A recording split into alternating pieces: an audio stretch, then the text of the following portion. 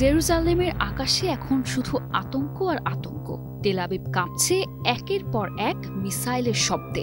Operation rising lion চালিয়ে ইরানের গায়ে যে আগুন লাগিয়েছে নেতানিয়াহুর সরকার, সেটি যে মস্ত বড় ভুল ছিল তা এখন হাড়ে হাড়ে টের পাচ্ছে। এরপর শুরু হয় জবাবের পালা। এবার তেহরান জ্বলে ওঠে প্রতিশোধের আগুনে, আর তাতেই কাঁপতে শুরু করে গোটা ইসরায়েল। একের পর এক বিস্ফোরণ, সাইবার হামলা, ক্ষেপণাস্ত্রের শব্দে নেতানিয়াহু লুকায় বাংকারে। জেরুজালেম এবং তেল আবিব সবখানে আতঙ্কের ছায়া। একের পর এক বিস্ফোরণে কেঁপে উঠছে ইসরায়েলের মাটি, আর সেই কাঁপুনির উৎস তেহরান।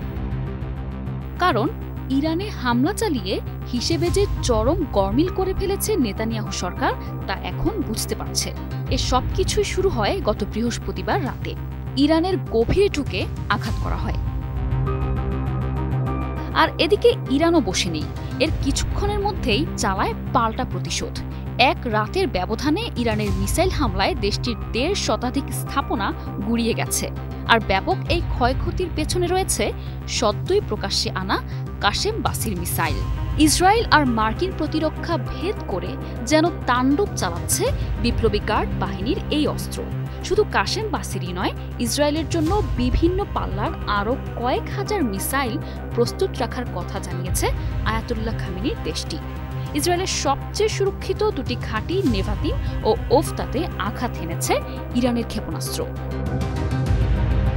হামলা হয়েছে তেল আবিবের নফ বিমান ঘাটে, ইসরায়েলের প্রতিরক্ষা মন্ত্রণালয় আর দেশ জুড়ে ছড়িয়ে ছিটিয়ে থাকা সামরিক স্থাপনাগুলোতেও। আর এরপরেই প্রতিরক্ষা ভেদ করে আছড়ে পড়া ইরানের মিসাইল কাশেম বাসির নিয়ে শুরু হয় আলোচনা। আর এই উত্তেজনার মধ্যেই গেল মাসে solid fuel ballistic missile Qasem বাসিরকে আনুষ্ঠানিকভাবে সামনে আনে ইরান। ১২০০ কিলোমিটার পাল্লার এই মিসাইল কাশেম সোলাইমানির নামে তৈরি করা হাজ কাশেম ক্ষেপণাস্ত্রের অত্যাধুনিক সংস্করণ। থার্মাল ইমেজিং গাইডেন্স আর লক্ষ্যবস্তুতে নিখুঁত হামলার ক্ষমতা থাকা এই মিসাইলের জন্য প্রয়োজনীয় প্রস্তুতি নেয়ারও সময় পায়নি দখলদার দেশটি। গণমাধ্যমগুলো তখন জানিয়েছিল কয়েক স্তরের নিরাপত্তা ভেদ করতে পারা এই মিসাইলটি যুক্তরাষ্ট্র ও ইসরায়েলের মাথা ব্যথার কারণ হয়ে উঠতে পারে।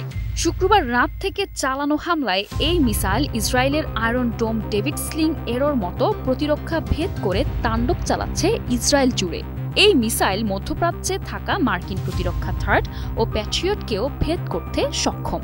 যতদিন প্রয়োজন ততদিন ইসরায়েলের বিরুদ্ধে হামলা চলবে বলে ঘোষণা দিয়েছে আইআরজিসি। পশ্চিমা তথ্য মতে ইরানের হাতে শুধু ব্যালিস্টিক মিসাইল রয়েছে ৩,০০০-এর বেশি।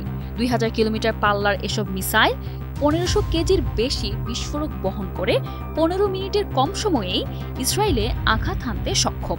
ইরানের হাতে রয়েছে সেরজিল নামের ১৫০০ মাইলের বেশি পাল্লার শক্তিশালী আরেক ক্ষেপণাস্ত্র।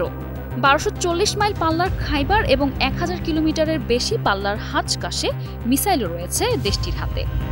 ১,৫০০ কিলোমিটার পাল্লার হাইপারসোনিক ব্যালিস্টিক মিসাইল মহাজেরও ৩০০ কেজি বিস্ফোরক বহন করে ২৪ ঘন্টা পর্যন্ত উড়ে যেতে পারে।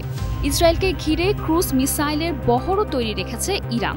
এছাড়াও সাহাব ফাতাহ, রাত, জুলফিকার কদর, ইমাদ কিয়াম খোররাম শহরের মতো আরও স্বল্প, মাঝারি এবং দূরপাল্লার হাজারো হাইপারসোনিক ও ব্যালিস্টিক মিসাইল রয়েছে ইরানের ভান্ডারে। শব্দের চেয়ে বেশি গতির এসব মিসাইল প্রায় সব ধরনের আকাশ প্রতিরক্ষা ভেদ করতে সক্ষম।